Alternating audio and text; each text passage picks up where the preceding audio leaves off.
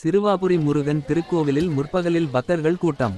திருவள்ளூர் மாவட்டம் சிறுவாபுரியில் பிரசித்தி பெற்ற பாலசுப்பிரமணிய சுவாமி திருக்கோவில் அமைந்துள்ளது. தொடர்ச்சியாக 6 வாரங்கள் இங்கு வந்து நெய்தீபம் ஏற்றி வழிபட்டால் வேண்டுதல் நிறைவேறும் என்பது பக்தர்களின் நம்பிக்கையாக இருந்து வருகிறது. அதிலும் முருகனுக்கு உகந்த செவ்வாய்க்கிழமை நாட்களில் சிறுவாபுரி கோவிலில் பக்தர்கள் அதிகளவில் வந்து செல்வது வழக்கம். செவ்வாய்க்கிழமையை முன்னிட்டு இன்று முற்பகல் சிறுவாபுரி முருகன் கோவிலில் பக்தர்கள் கூட்டம் அலைமோதியது. திருவள்ளூர் மாவட்டம் மட்டுமல்லாது சென்னை உள்ளிட்ட பல்வேறு ஊர்களில் இருந்து ஏராளமானோர் இங்கு சாமி தரிசனம் செய்ய வந்தனர். பொது தரிசனம், 50 ரூபாய், 100 ரூபாய் கட்டண தரிசனம் என அனைத்து வரிசைகளிலும் பக்தர்கள் கூட்டம் அதிகமாக காணப்பட்டது.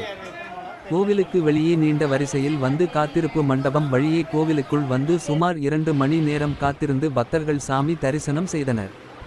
புதிய வீடு கட்ட வேண்டும், திருமண தடை நீங்க வேண்டும், அரசியல், ரியல் எஸ்டேட் தொழில் என பல்வேறு வேண்டுதல் நிறைவேறுவதற்காக ஆலயத்தின் பின்புறம் உள்ள வேப்பமரத்தடியில் நெய்தீபம் ஏற்றி வழிபாடு செய்தும் செங்கற்களை அடுக்கி வைத்தும் பக்தர்கள் நேர்த்திக்கடன் செலுத்தினர்.